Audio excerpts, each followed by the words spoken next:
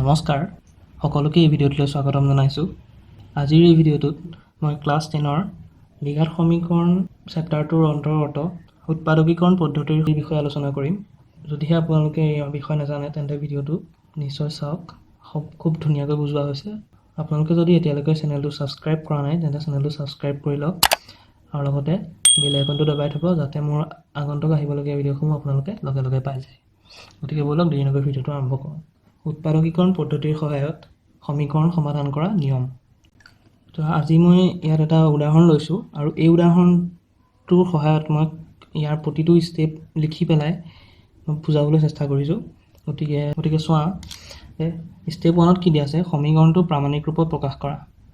অৰ্থাৎ যে এতিয়া আমি জানিব লাগিব প্ৰামাণিক ৰূপ কি হয়। তো দ্বিঘাত সমীকৰণৰ যিটো প্ৰামাণিক ৰূপ আছিলে সেইটো হৈছে ax² + bx + c = 0।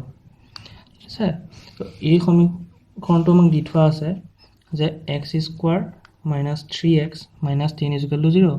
এই সমীকৰণটো যদি আমি প্ৰামাণিক ৰূপলৈ নিবলৈ হয় তেন্তে আমি ভাবি ল'ব পাৰোঁ যে x² লগত এটা 1 মাল্টিপ্লাই হৈ আছে।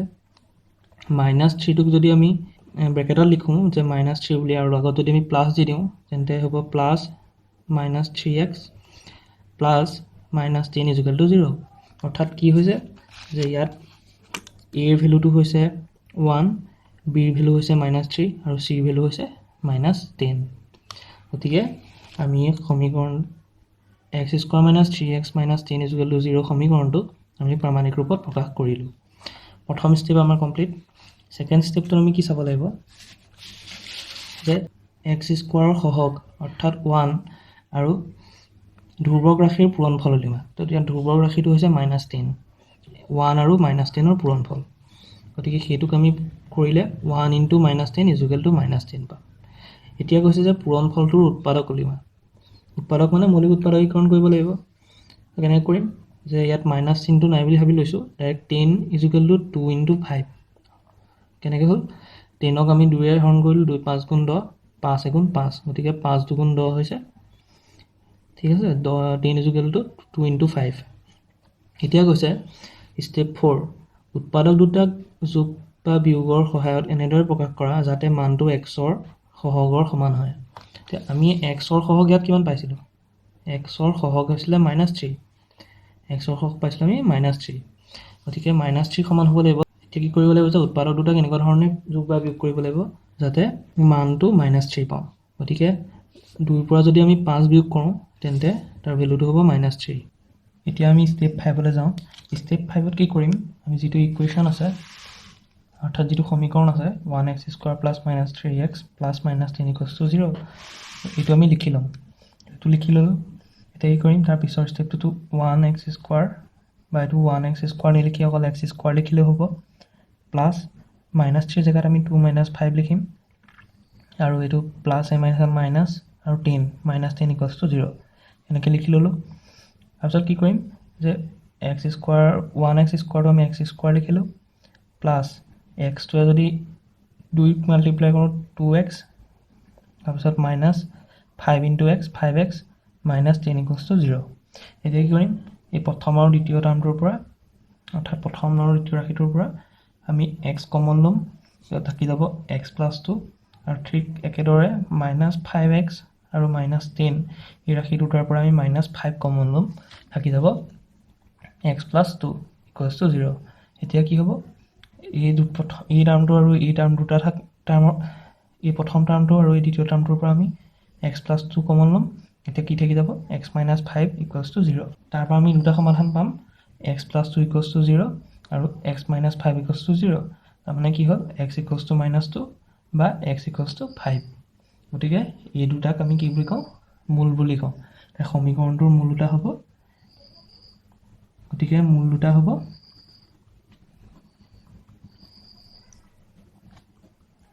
x = -2 আৰু x = 5। ঠিক আছে, এতিয়া আমি পিছৰখিনি চাওঁ।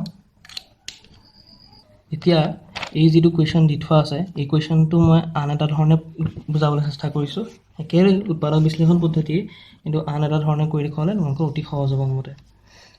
চোৱা, একেটা কুৱেশ্যনে আছিলে, কুৱেশ্যনটো হৈছিলে x² - 3x - 10 = 0।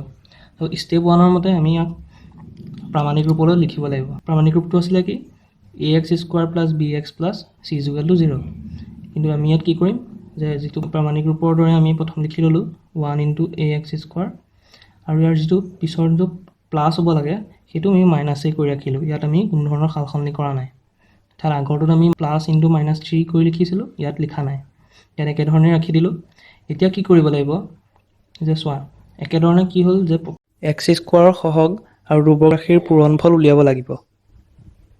গতিকে 1 ইনটু যদি আমি 10 কৰোঁ ভেলুটো হ'ব 10, আৰু 10ৰ দুটা উৎপাদক কি হ'ব 2 আৰু 5। এতিয়া কি কৰিব লাগিব যে এই দুটা আমি যোগ কৰিম নে বিয়োগ কৰিম সেই কথা আমি কেনেকৈ ক'ম? সেই কথা গম পাম যে ধ্ৰুৱক ৰাশিটো পজিটিভত আছে নে নিগেটিভত আছে। যদিহে ধ্ৰুৱক ৰাশিটোৰ আগত নিগেটিভ চাইন আছে অৰ্থাৎ মাইনাছ আছে, তেন্তে আমি গম পাম যে এই উৎপাদক দুটাৰ মাজত বিয়োগ হ'ব। বাট কোনোবা এটাৰ পৰা কোনোবা এটা বিয়োগ কৰিলে আমি সেই মাজত থকা টাৰ্মটো পাই যাম, অৰ্থাৎ এক্সৰ লগত থকা টাৰ্মটো পাই যাম। সেই টাৰ্মটো আমি -3 বুলি ধৰিম নে +3 ধৰিম? যদিও এইটো -3 হৈ আছে, ইয়াক আমি -3 বুলি নাভাবোঁ, আমি ইয়াক 3 বুলি ভাবিম।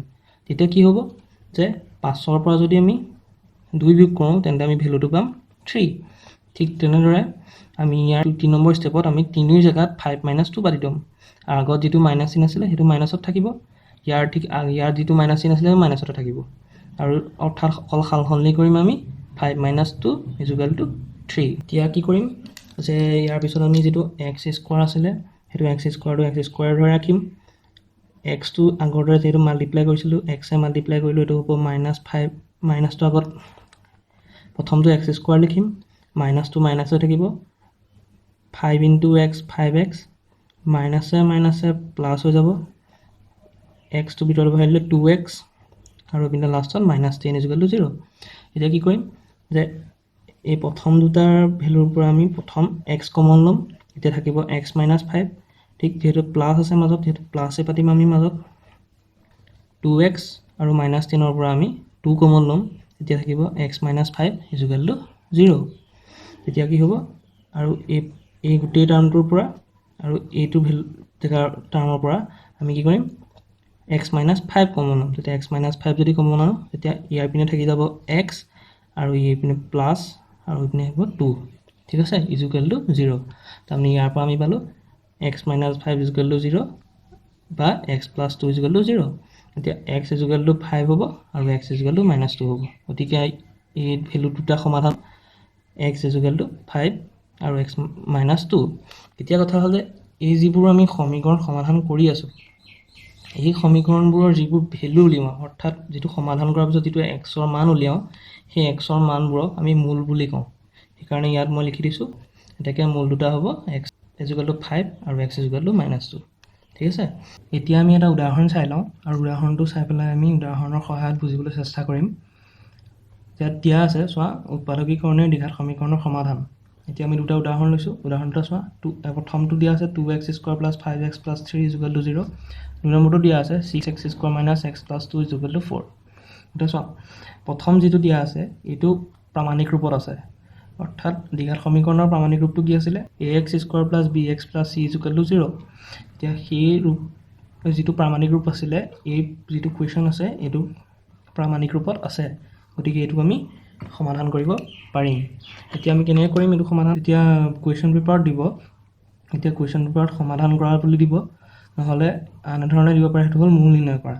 অৰ্থাৎ আমি যি দুটা এক্সৰ মান উলিয়াম সেই এক্সৰ মান দুটাক আমি মূল বুলি কওঁ।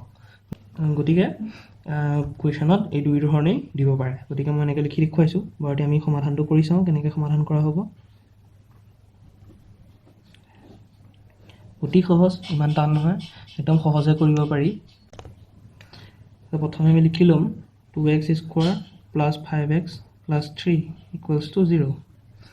এতিয়া কি হ'ল যে ইয়াৰ নিয়মটো কি আছিলে যে প্ৰথমে আমি কি চাম x স্কোৱাৰৰ সহগ, x স্কোৱাৰৰ সহগ আছে 2, আৰু ইয়াত ধ্ৰুৱক ৰাশি আছে 3।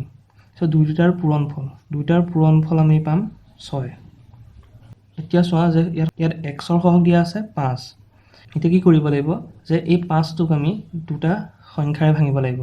সেই সংখ্যাটো আমি যোগত ভাগিম নে বিয়োগত ভাগিম সেই কথা আমি কেনেকৈ গম পাম সেই কথা আমি গম পাম যে ধ্ৰুৱক ৰাশিটোৰ আগত যিটো সাইন দিয়া আছে অৰ্থাৎ এই যিটো সাইন দিয়া আছে এই সাইনটো যোগত আছে নে বিয়োগত আছে যদিহে বিয়োগত আছে তেন্তে আমি এই 5টোক বিয়োগত ভাঙিব লাগিব এতিয়া আমি যেহেতু এইটো প্লাছত আছে গতিকে আমি 5টোক প্লাছত ভাঙিম এতিয়া কেনেকৈ ভাঙিম যে আমি কি কৈছিলোঁ যে এই প্ৰথমটোৰ আৰু যিটো লাষ্টৰটো অৰ্থাৎ x² সহগ আৰু যিটো ধ্ৰুৱক ৰাশি সেই দুটাৰ পূৰণফলটো 6 এতিয়া এই মাজৰ সংখ্যাটোক এনেকুৱা দুটা সংখ্যাৰে ভাঙিব লাগিব যাতে সেই সংখ্যা দুটাৰ পূৰণফল 6ৰ সমান হয় অৰ্থাৎ এই 5 সংখ্যাটোক এনেকুৱা দুটা সংখ্যাৰে ভাঙিব লাগিব যাতে সিহঁতৰ পূৰণফলটো 6ৰ সমান হয় অৰ্থাৎ 2x² সহগ আৰু ধ্ৰুৱক ৰাশিৰ পূৰণফলৰ সমান হয় এতিয়া আমি কি কৰিম যে 5টোক আমি ভাঙিব লিখিব পাৰোঁ 3 + 2 বা এনেধৰণে লিখিব পাৰোঁ এইটো হ'ল 2 + 3 এতিয়া আমি এই দুই ধৰণে ইয়াত বহাব পাৰিম ঠিক আছে এতিয়া আমি কি কৰিম যে ইয়াৰ দুটা ধৰণৰ ইয়াত লিখি বহুৱাই চাম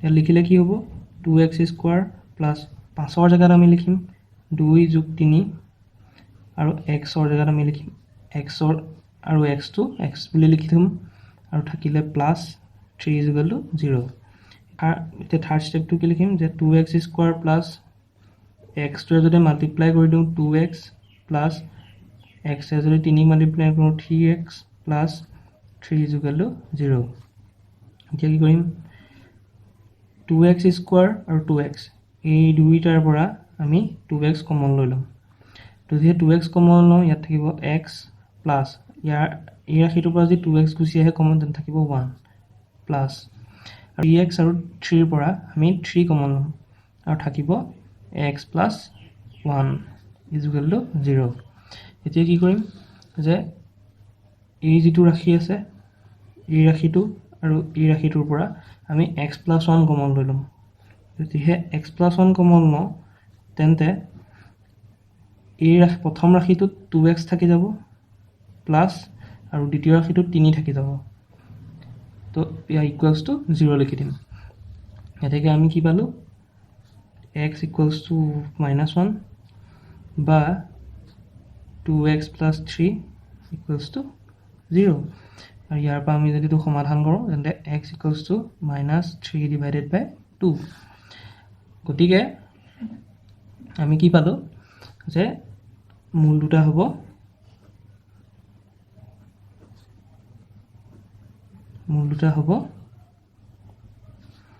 কি হ'ব মূল দুটা x = -1 আৰু -3/2 অৰ্থাৎ প্ৰথম দুটা এই সমীকৰণটোৰ মূল দুটা হ'ব -1 আৰু -3/2 ঠিক আছে এতিয়া আমি দ্বিতীয়টো কৰি চাওঁ দ্বিতীয়টো কি দিয়া আছে চোৱা দ্বিতীয়টো মই লেখিলা কাগজত কৰি দেখুৱাইছোঁ দ্বিতীয়টো দিয়া আছে 6x² - x + 2 = 4 আমি দেখা পাইছোঁ যে এইটো যিটো কুৱেশ্যন দিয়া আছে এইটো প্ৰামাণিক ৰূপত নাই প্ৰামাণিক ৰূপটো কি আছিলে ax² + bx + c = 0 যেহেতু আমি লিখিছোঁ যে সোঁফালে অৰ্থাৎ ৰাইট হেণ্ড ছাইডত সোঁপক্ষত শূন্য নাই 4 আছে গতিকে আমি সোঁফালটো 0 কৰিব লাগিব অৰ্থাৎ সোঁপক্ষটো আমি 0 লিখিব লাগিব তো কি কৰিম উভয় পক্ষৰ পৰা আমি -4 বিয়োগ কৰি দিম তো কি হ'ব 4 - 4 উভয় পক্ষৰ পৰা আমি -4 বিয়োগ কৰি দিলোঁ উভয় পক্ষৰ পৰা যদি -4 বিয়োগ কৰি দিওঁ তেন্তে কি হ'ব 2 - 4 সেইটো হ'ব -2 = 4 - 4 সেইটো হ'ব 0 এতিয়া আমি দেখিলোঁ যে এইটো এটা প্ৰামাণিক ৰূপ কোনটো আছিলে এইটো ax² + bx + c = 0 অৰ্থাৎ প্ৰামাণিক ৰূপত আহি গ'ল এতিয়া আমি কৰিম যে ইয়াত কোনটো কি যে a = 6 দিয়া হয় b = কিমান -1 আৰু c = -2 ঠিক আছে এতিয়া চাবা এতিয়া আমাৰ আগৰ নিয়মলৈ গ'লোঁ আগৰ নিয়মত কি আছিলে x² সহগ আৰু ধ্ৰুৱক ৰাশিৰ পূৰণফল কিমান হয় তো ধ্ৰুৱক ৰাশিৰ x² সহগ আছে 6 আৰু ধ্ৰুৱক ৰাশিটো ইয়াত ধৰি লৈছোঁ আমি 2 এতিয়া হ'ব 12 ঠিক আছে এতিয়া চাম যে ধ্ৰুৱক ৰাশিটোৰ আগত থকা সাইনটো কি সেইটো হ'ল -চিন গতিকে এই xৰ যিটো সহগ আছে অৰ্থাৎ 1 বুলি ধৰিছোঁ এতিয়া এক্সৰ সহগটো যিহেতু -1 আছে হ'লেও আমি ইয়াক 1 বুলিয়ে ক'ম।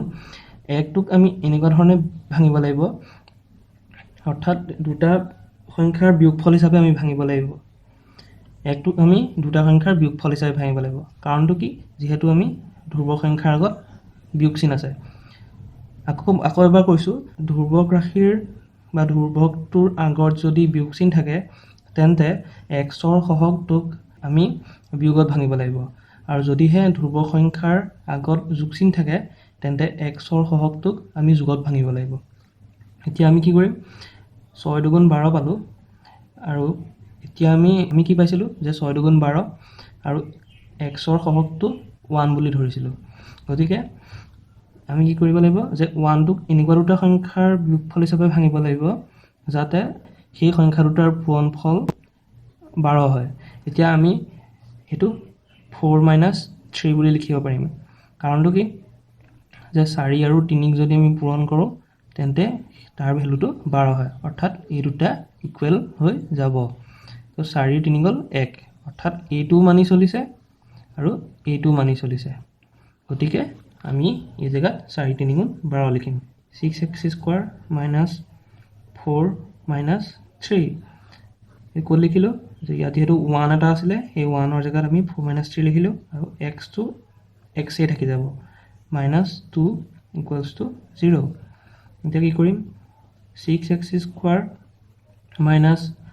- xটোক যদি মাল্টিপ্লাই কৰোঁ হ'ব 4x, যিহেতু এইটো মাইনাছত আছে, মাইনাছে মাইনাছে হ'ব প্লাছ, আৰু 3x × 3x, আৰু লাষ্টত থাকিব -2 = 0। এতিয়া কি হ'ব? 6x² - 4x, ইয়াৰ পৰা কমন আহিব 2x, তেন্তে ইয়াৰ ভিতৰত থাকি যাব 3x মাইনাছ যাব 2। ঠিক আছে?